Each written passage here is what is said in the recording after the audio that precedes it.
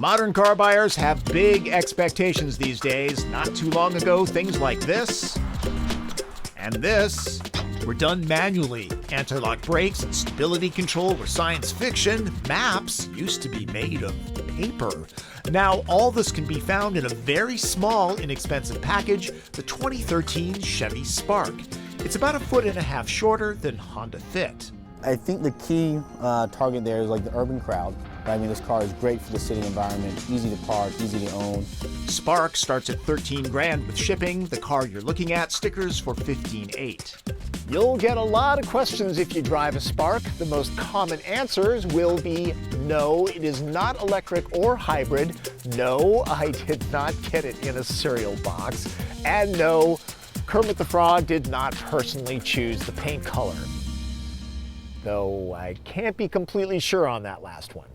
FYI, there will be a limited production electric model. Chevy's first minicar in North America, Spark is up against the Smart Fortwo, Scion IQ, and Fiat 500.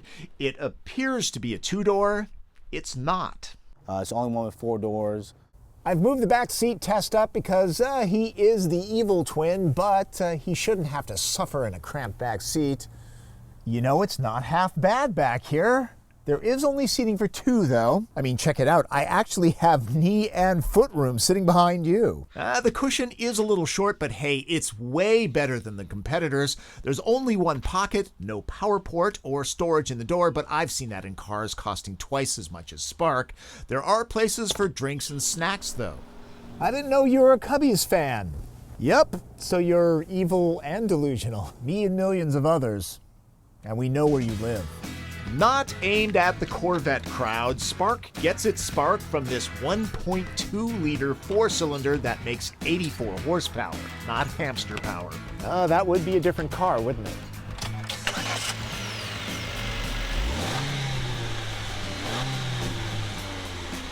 The fury of the 4, well, it's actually pretty smooth, is tamed by an optional 4-speed automatic or this 5-speed manual with better feel than you'd expect at this price. Spark isn't a lightning bolt, but with 0 to 60 in about 10.5 seconds, you'll probably win drag races against Prius C. Acceleration is perfectly fine up to 35 miles an hour, the kind of city driving that is Spark's natural habitat. Ride quality is on the firm side. Spark is tall, so chucking it into a corner brings a good amount of body roll. Not much road feel either, but still, it's a fun, tossable urban car beat only in driving dynamics by the substantially more expensive Fiat. It will buck a little bit on really choppy pavement, but it is a small car with a very short wheelbase, even though the tires are pushed out to the very, very corners of the car. Spark scores parking spots that most cars will forfeit, but manages to avoid the tin can feeling. There's road noise and a little wind noise at freeway speeds, but not much more than, say, a Hyundai Accent, and less than the Smart and IQ. Chevy didn't just ship it over from Asia, where it's been available for years. No, we actually did a lot of work. What we've done is we've taken it in Milford, Michigan, actually.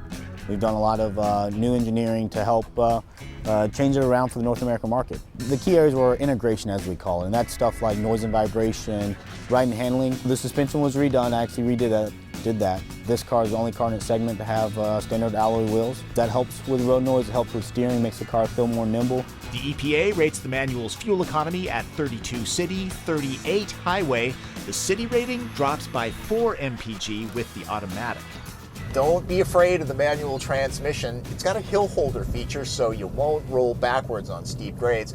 Also, it's very forgiving, pretty tough to stall the Spark out. And even though the throws are a little bit on the long side, it has a nice engagement and feel about it. Instead of doing poor imitations of luxury surfaces, Spark embraces the look of affordable plastics. To maximize style, this honest approach looks as good as possible in the cheap and cheerful kind of way. The motorcycle-inspired gauge cluster is kind of cool. Yes, there is standard AC, OnStar too. Certain paint colors get followed inside for visual pop. There are lots of bins to put things, none of them covered except for this. Seats are vinyl, but hey, they'll probably look better than leather after 5 years of use. They're heated too. Switchgear feels decent. Gripes? Well, the audio system has no bass at all. It's about that far away from a clock radio. And if the doors are locked, the releases don't work. You have to unlock the door before you get out. And man, you can really hear them. My big mug doesn't fit in the front cup holders either. There's no reach adjustment, but the wheel is nicely contoured. The big draw in here is the Mylink system that comes standard beginning at the mid-level 1LT model. It uses the data plan of an Android or iPhone to give owners all sorts of options. The most popular thing that people do with their smartphones is their applications. So we've integrated a couple different applications into the Mylink radio. The most appealing one is Bringo. What this does is give the customer an in-dash, fully functional navigational system for the price of a $50 application that you download to your phone. A small car like Spark might have you worried about safety. This car has to go through the full gauntlet of safety tests. You know, this car has to come with 10 airbag standard.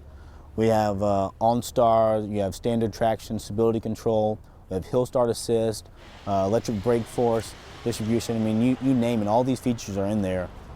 Considering Spark's diminutive size and that back seat, this is actually impressive.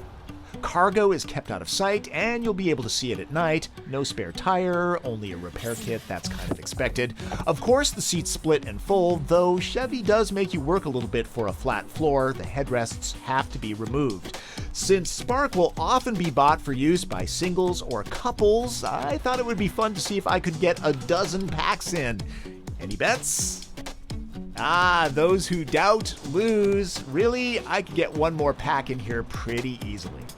Spark does not look like the other competitors unless you've been shopping for a Naboo N1 Starfighter. Star Wars geeks ought to get that one. My, what big eyes you have. Personally, I kind of like the baby robot shape and the fluorescent jalapeno paint, which works pretty well with the extroverted design. Hidden door latches, darn good faux carbon fiber trim, and stylish 15-inch alloy wheels are nice touches. Roof rails come with the upmarket 2LT model. We're used to seeing this logo on Impalas and Silverados. It's odd to see a minicar wearing the bow tie, but Chevy's done a great job of balancing performance, features, utility, and budgets. Put every option on this car: automatic transmission, premium black granite paint, and for you folks in Duluth, an engine block heater, and Spark just cracks 17 grand. So if your parking space or paycheck is on the small side, you'd be smart to cross-shop a Spark. No need for a high IQ there. Finally, as some will dismiss Spark as just a rebadged Daewoo, just remember, like Toyota, Nissan, Ford, and others, General Motors is a global automaker with engineers spread all over the planet. The one that uses its resources best wins. That's my opinion of the 2013 Chevy Spark, brought to you by the folks that make Suburban. Just thought I'd get that in there. That's Driven. I'm Tom Voelk.